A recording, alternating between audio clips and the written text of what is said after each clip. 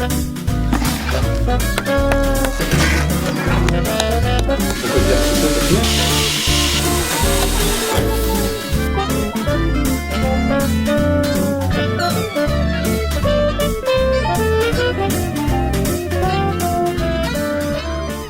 145 000 hectares sur lesquels s'étend le parc naturel régional des Marais du Cotentin et du Bessin accueillent l'une des concentrations de bâtis en terre parmi les plus remarquables de France.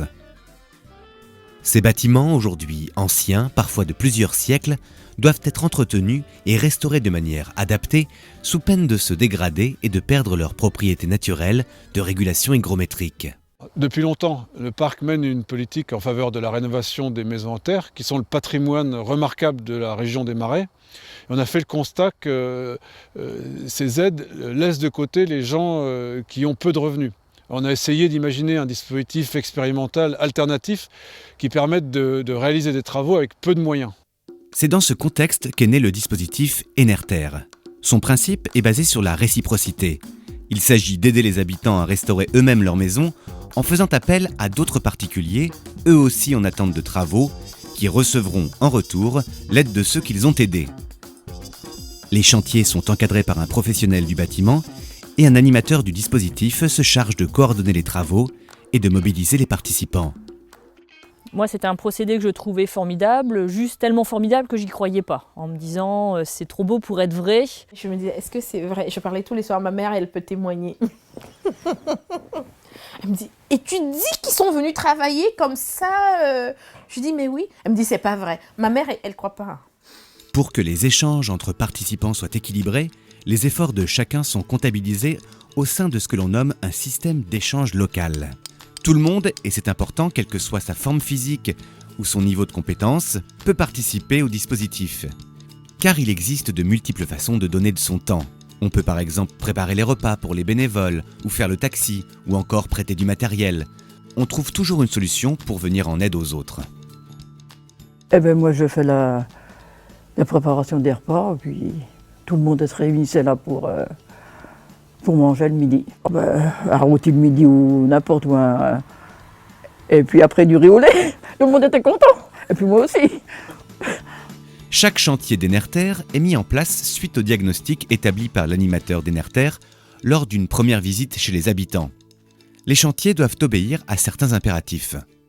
Pour répondre aux objectifs qu'on s'est fixés au niveau du dispositif Enerter, par rapport au public, par rapport au type de travaux, il faut qu'on arrive à être efficace dans la réalisation dans les travaux qu'on va mettre en œuvre. Rapide, parce qu'on n'a pas beaucoup de temps, on a une semaine pour réaliser les travaux en général. Pas cher, parce qu'on travaille avec un public qui a de faibles ressources. Et facile à mettre en œuvre, parce qu'on travaille avec des personnes qui ne sont pas des professionnels. Et en peu de temps, et avec les conseils d'un formateur, les bénévoles deviennent efficaces.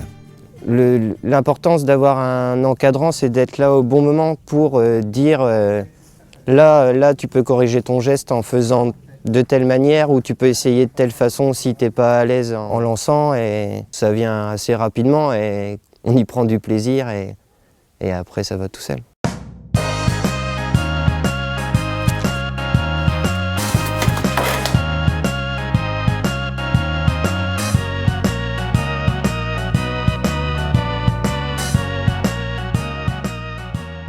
D'un seul coup, on arrive avec 5, 6, 10 personnes. Donc, même s'il y en a que 3/4 qui sont vraiment efficaces, la magie opère. La magie opère, il y a du monde, ça bouge dans tous les sens, la personne qui n'est pas trop faite, hop, elle va aider.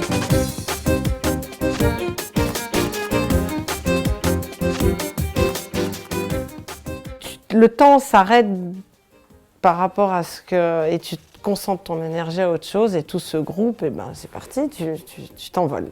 Et puis une semaine après, tu te poses et tu te dis « Oh, mais c'est pas croyable, on a réussi à faire tout ça ». Puis je montre les photos de ce que c'était avant. Enfin, 1 an en arrière, comment était la maison ? Sur un chantier, on ne trouve pas que les bénéficiaires du dispositif, on croise souvent des bénévoles, simplement désireux de se former aux techniques de l'éco-construction. Moi, ça me permet de mettre en œuvre des matériaux que j'ai pas l'habitude d'utiliser, que je connais pas.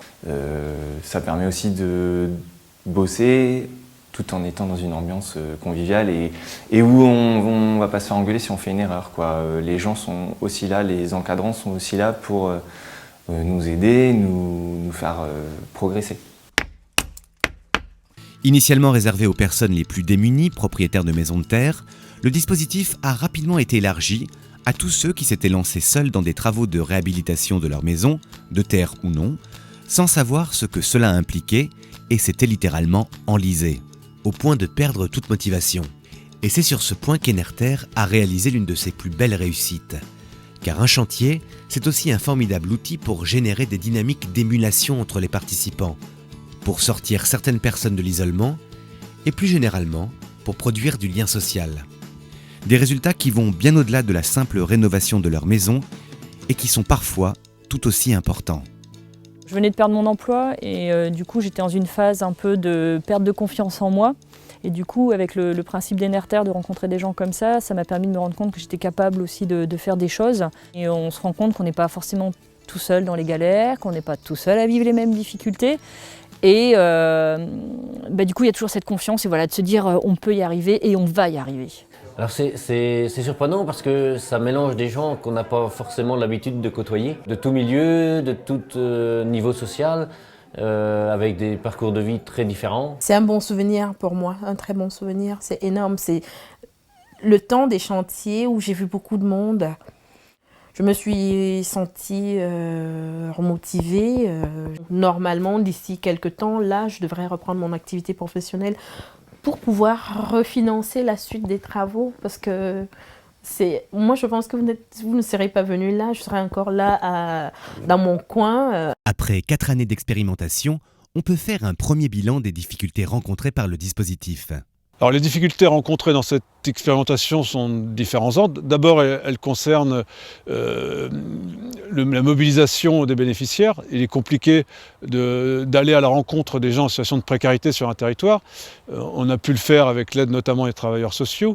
Ensuite, les difficultés concernent les travaux en eux-mêmes, puisqu'ils ne sont pas faits suivant les habitudes, c'est-à-dire avec les artisans. Les travaux ne bénéficient pas des garanties habituelles, d'où des difficultés de financement. La question de la pérennisation du dispositif est maintenant posée et de nouvelles pistes de financement doivent être explorées. Car jusqu'à présent, le projet a été soutenu par divers organismes, à commencer par la Fondation de France, dans le cadre d'une expérimentation sur l'écohabitat, dont Enerter a même été lauréat en 2014. Mais aussi, entre autres, le ministère du Logement, la région Basse-Normandie et l'ADEME. Moi, j'aimerais bien qu'on ait des centaines de Enerter partout en France, en Europe ou même dans le monde, c'est-à-dire des projets où on est capable de mobiliser comme ça sur le terrain une multitude d'acteurs qui vont dans le même sens que celui de la rénovation énergétique, où on se rend compte que non seulement il y a une plus-value économique, il y a une plus-value environnementale, mais que la plus-value la plus importante, c'est celle du lien qui se crée autour des différents partenaires du projet et notamment autour des citoyens qui participent à ce projet.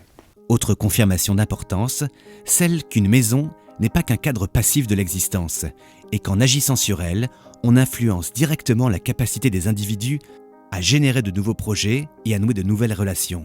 Mais aujourd'hui, je suis bien chez moi. Aujourd'hui, je suis heureuse. On a une hydrométrie qui est confortable, on n'a plus cette sensation d'humidité, on n'a plus cette... Enfin, elle est devenue confortable, chaleureuse. Puis on a envie de le partager, puis on a envie que les gens viennent auprès du feu ici, qu'on boive un verre tous ensemble, qu'on mange ensemble. Et là, ce que j'ai gagné en beauté, je veux dire extérieure, me remotive, quoi. Donc, mes voisins se sont rapprochés un tout petit peu, ils m'ont posé pas mal de questions. On a parlé autour de cette façade. Alors qu'auparavant, j'avais personne. Quand je dis personne, c'est personne. Même la factrice, c'était à peine si elle me disait bonjour. Tous les jours, quand je rentre chez moi, je me dis on est capable de déplacer des montagnes si on se met à plusieurs. On peut vraiment, on peut tout faire, quoi. C'est formidable et ça donne vraiment confiance et ça donne envie de continuer. À l'avenir, il s'agira de faire fructifier cette expérience exemplaire pour que le dispositif s'inscrive parmi les aides à la rénovation reconnues. Les maisons à réhabiliter ne manquent pas, la mobilisation et l'enthousiasme suscités par la dynamique de l'entraide sont forts, Et dans le contexte actuel de transition énergétique, Enerter apporte une réponse véritablement nouvelle et adaptée à tous ceux qui n'auraient sans cela pas les ressources pour faire rénover leur maison.